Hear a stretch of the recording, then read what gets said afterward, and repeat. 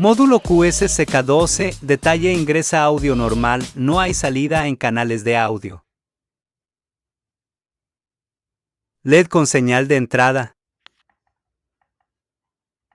Luego de verificar, se procede a revisión de componentes exhaustiva para así completar su reparo.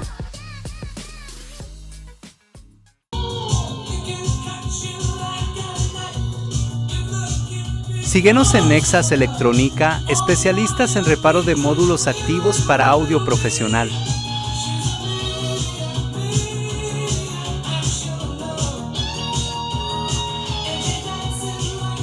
Consultas por Facebook o link en perfil.